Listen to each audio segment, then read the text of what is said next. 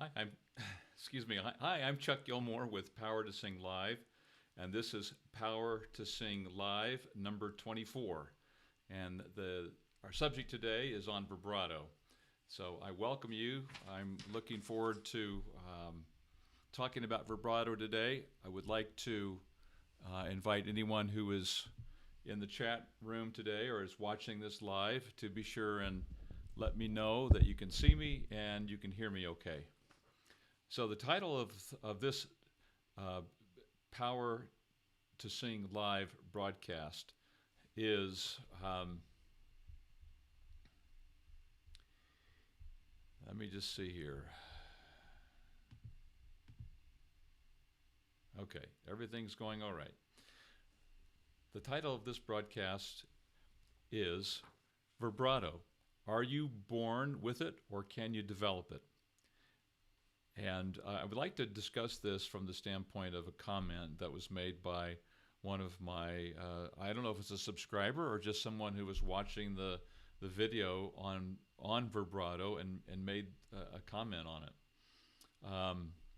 First, before I go any further, please, if you're there, if anyone is attending, would you please let me know, say hi, and let's verify that you can hear me.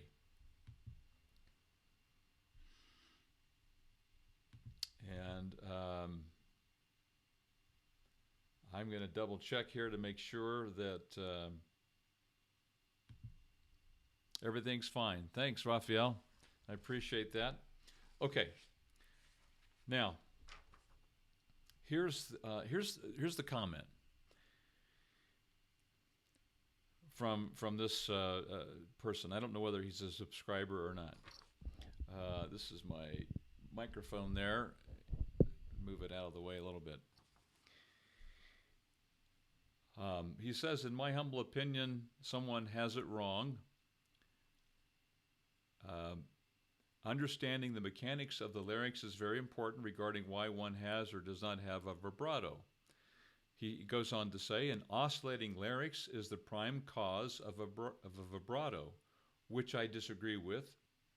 And we might talk about that in a minute.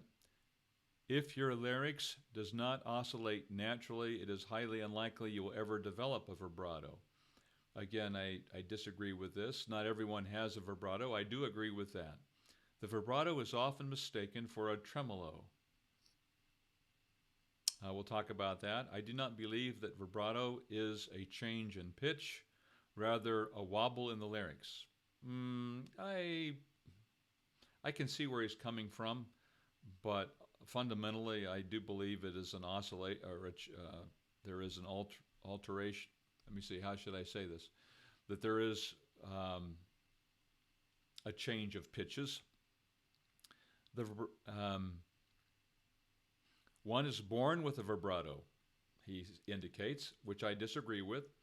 You see kids as young as 6 on talent quests who have vibrato and don't, even and they don't even know they have one, let alone understand what a vibrato is. I do agree with that.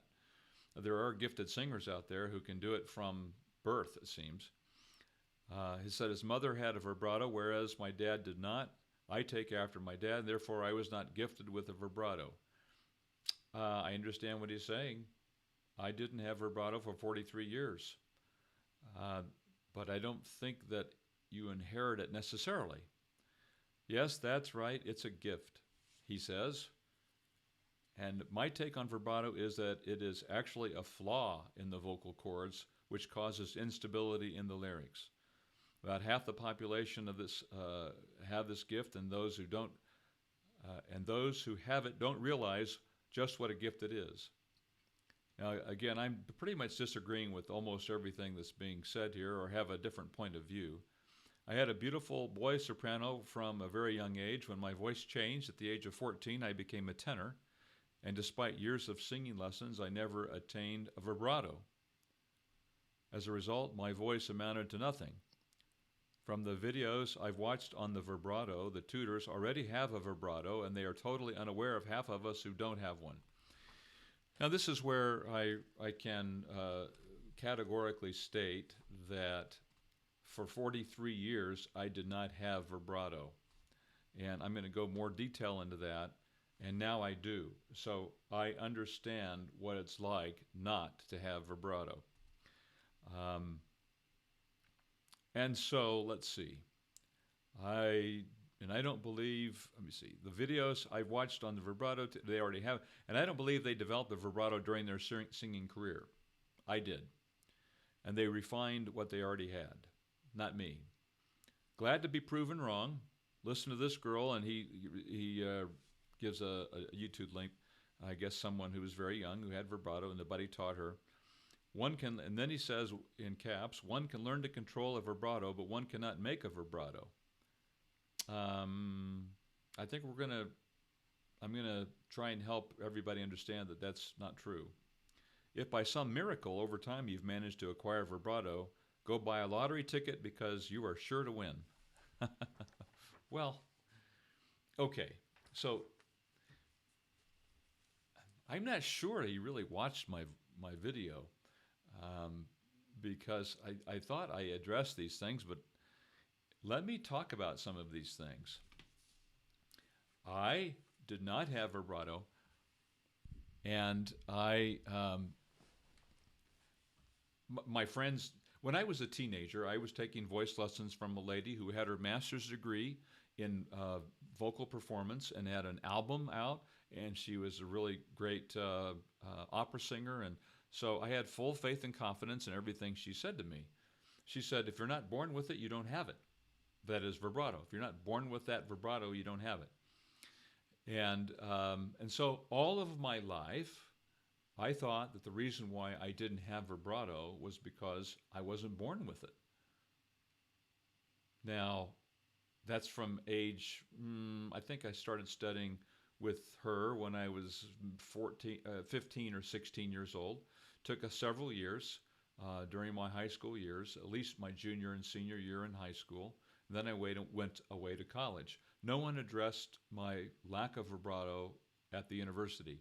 And I took voice for a year at the university. And then I left for a couple of years and then came back and did not pick it up again. Because by then I was so discouraged with my voice, I decided to change my major and everything else. And my story is on my website on the About page if you want to look at it. But in short, I had no vibrato. So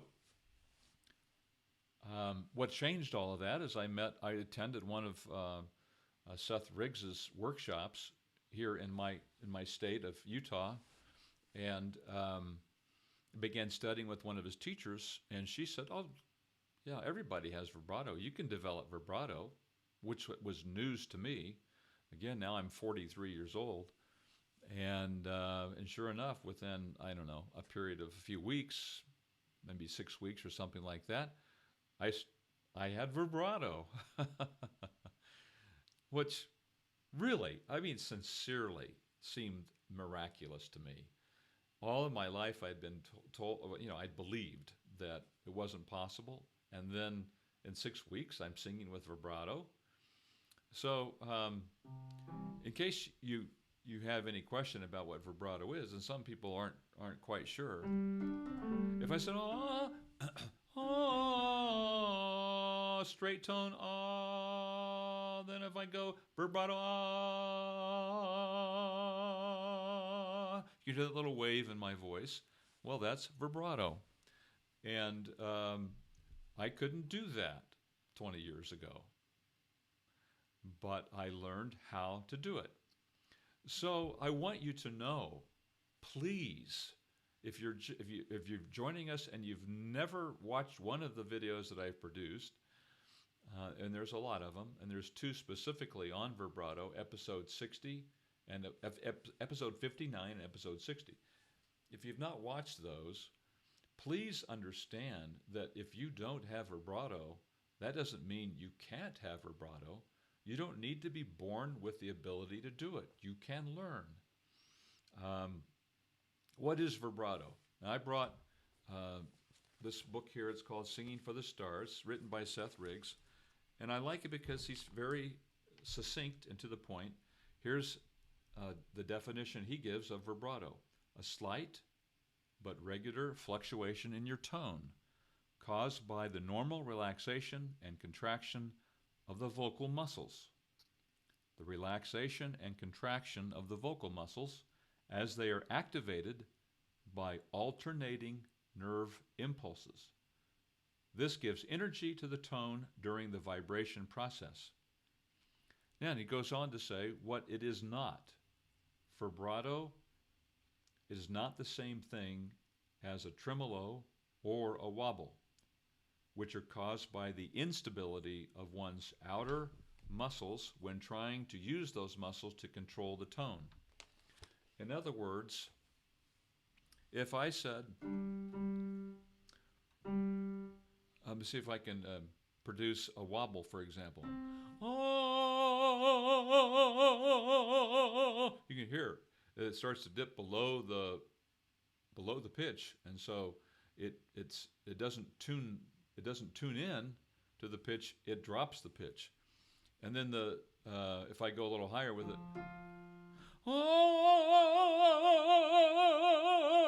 that's a exaggerated wobble, but you get the idea. And then the tremolo, see,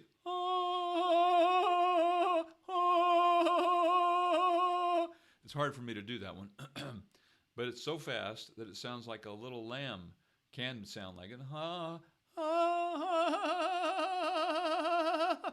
So in my video, one of the two, I can't remember now, 59 or 60 or both, I give some examples of the tremolo. And there's a guy online who does a really good job of imitating or of producing the tremolo in his voice. He's in the video, and you would definitely want to check that out, episode 59 and 60. So those are the result of the extrinsic muscles trying to control vibrato.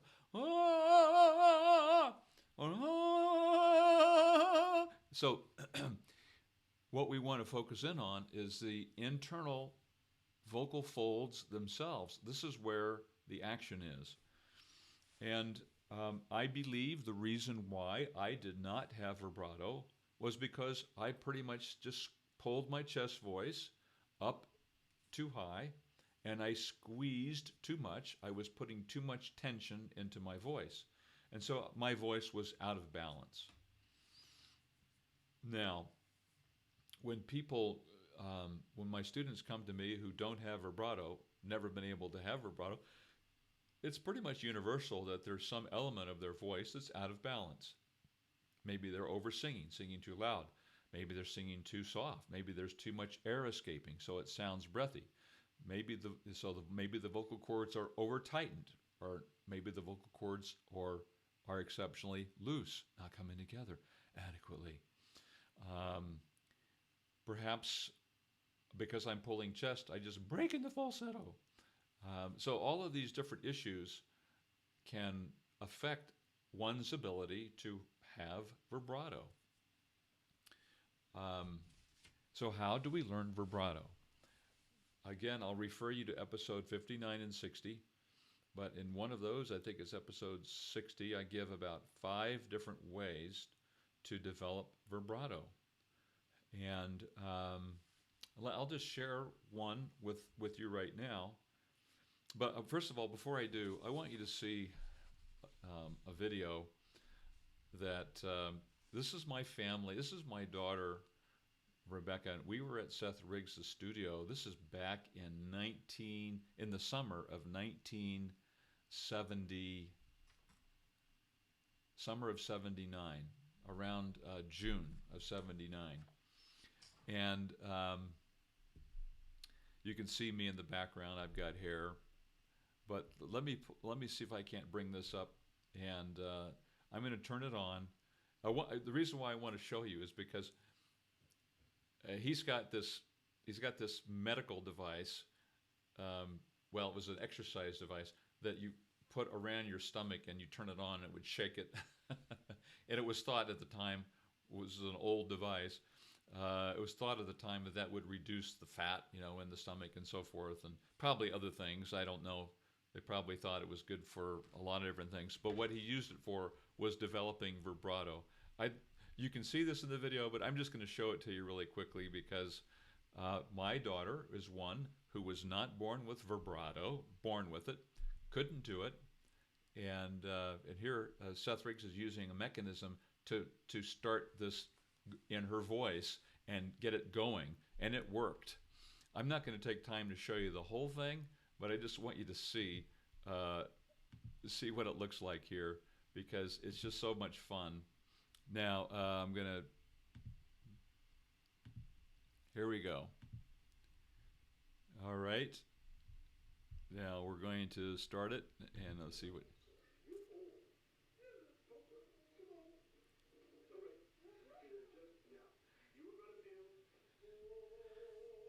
That's me in the background with hair.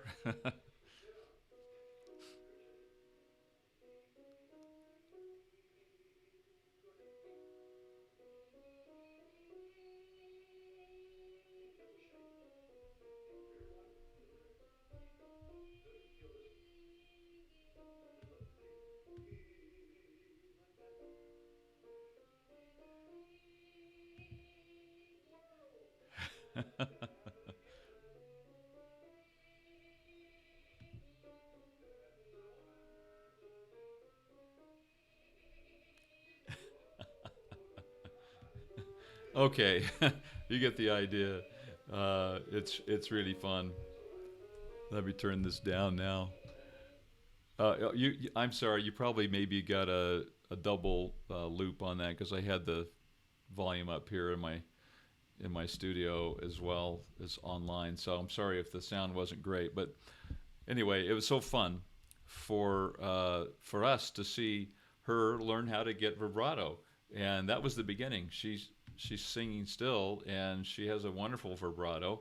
So you can learn, and you can learn when you're young, as well as when you're older, such as my experience when I was 43. So now, do I have a message? Oh, my wife informed me. My wife is watching the broadcast, and she said I said 79. Um,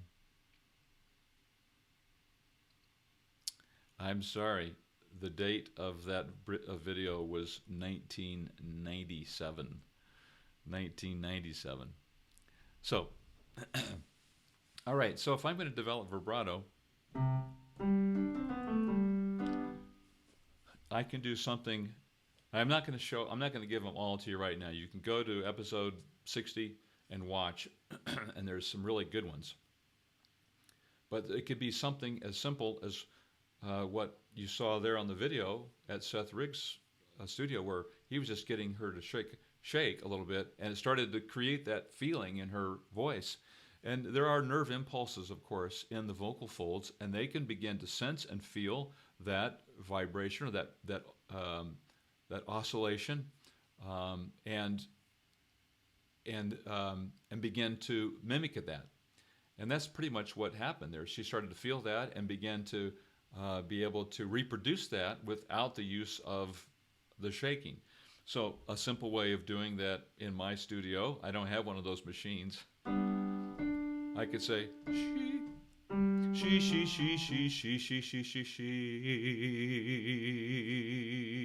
So I can just get that process going by just shaking my hands. And then if I can just continue that feeling after I've stopped shaking my hands. She.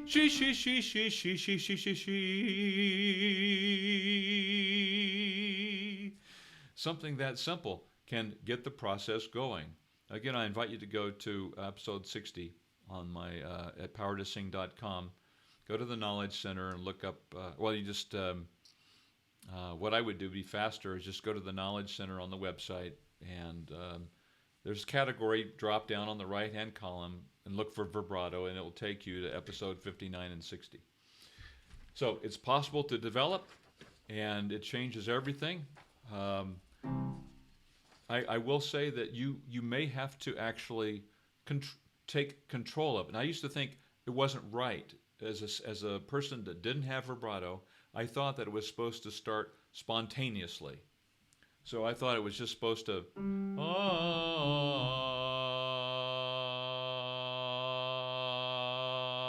I thought it was wrong to make vibrato or to try and control it, because my first teacher, earlier teacher, said that it should just start. It should just happen. That she implied. My understanding was you don't make it. Well, at first, if you don't have it naturally,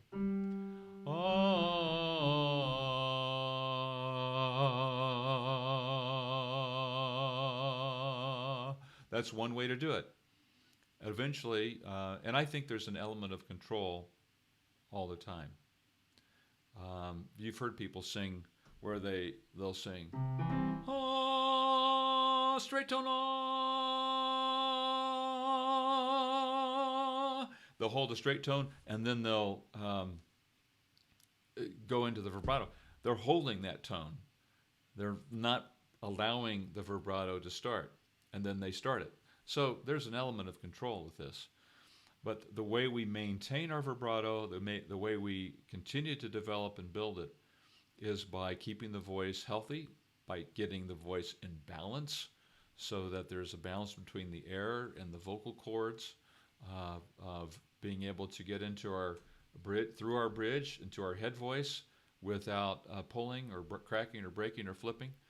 So this is a very important key to the maintenance of a healthy voice, and as a result, the continuation of vibrato all of our lives. So that's all I want to talk about today. I'm very willing to take any questions that you might have, anything that you would like to talk about, either about vibrato or anything else. And so if you have a question, please feel free to put it in the chat window, and I can address it. So far, I don't see any questions coming forth, but let me see if I have any other things here about the vibrato that I can share with you, and if there aren't any other questions, we'll end. So I guess the conclusion is that vibrato's not an exclusive gift or a gift to exclusively gifted people that you have to be born with.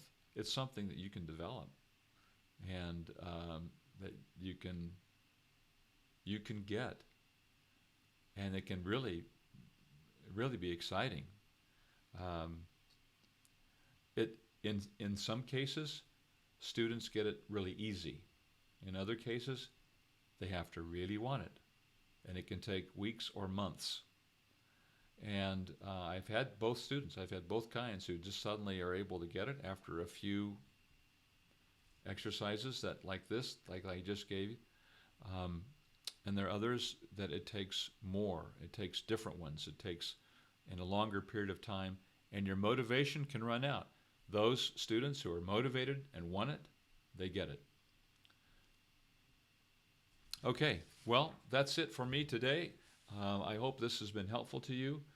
Please go to powertosing.com, and I'll close just by showing you the website, and I'll show you where you can go to the website and get. Here we are. So this is powertosing.com. You go to the Knowledge Center and just come over here, and here's different categories, and drop down and search for vibrato, and that will give you two choices here, episodes 59 and 60, and you can watch everything that we've talked about today and get a lot of great information. So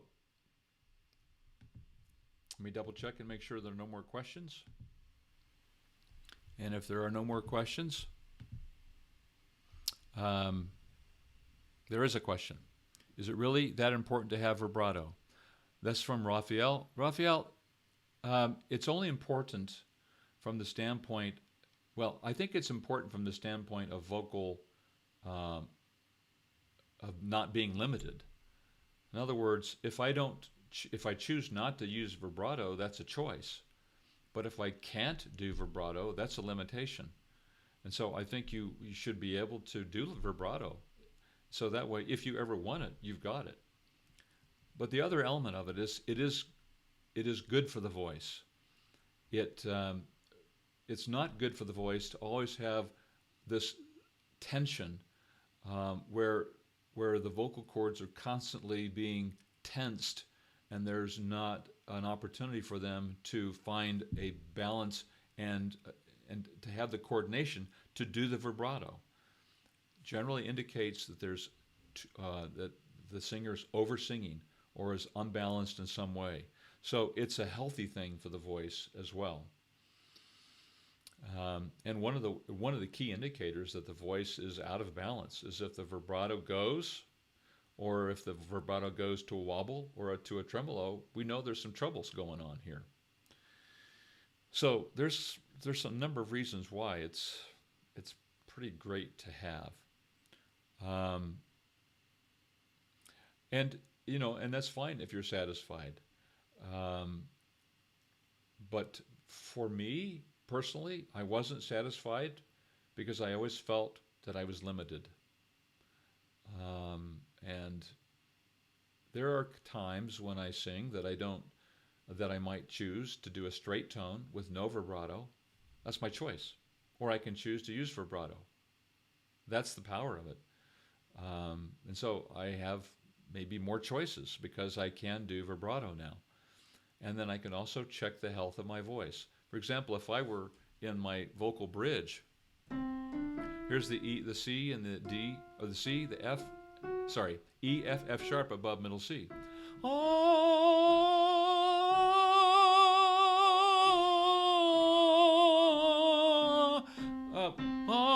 So I want to be able to do vibrato all the way through the bridge. Now, if I can't do that, something's not working right. Something's imbalanced.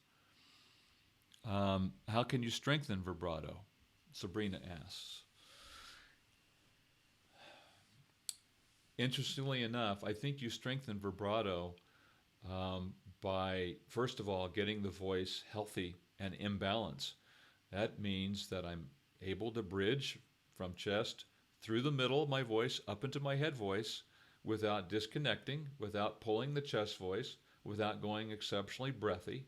So that's the first and best way to begin to develop my vibrato, is to get a balanced voice so I can do those things. Because if I have a balanced voice, now the vibrato is going to come pretty quickly. But let's say I have vibrato, but it's a little bit slow. And so Sabrina, one of the things you can do, it really helps if you can, one of the great exercises. So Sabrina, can you do the tongue trill?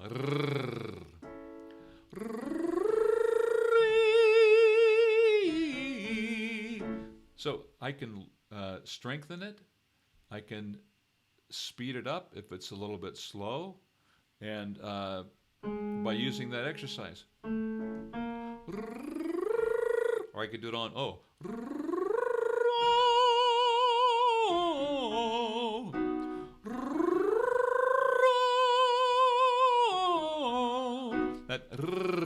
That spin of the tongue trill, the tongue moving up and down, kind of helps propel you, helps create or initiate that spin in the vibrato.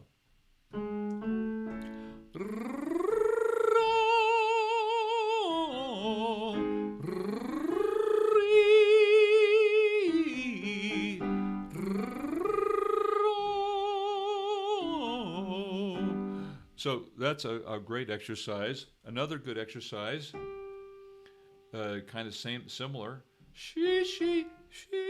That's your octave, Sabrina. Let me, starting at the G above middle C. She.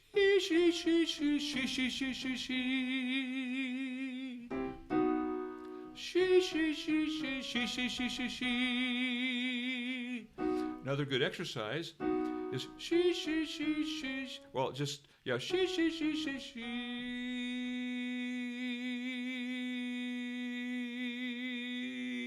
Start it and stop it. Or start it, or stop it, and then start it. She. or she. So we want to have control of it, and that's a really good way to strengthen the vibrato, because it requires us to be in control. That it's not just out of our reach, out of our control. Sometimes I have a student, the vibrato is too fast. And so a great exercise is the one I just showed you. She. And I have the student do it very slow. She.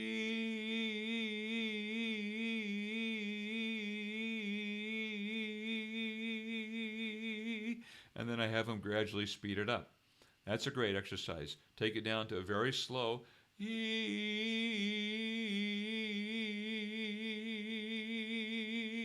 and gradually get faster.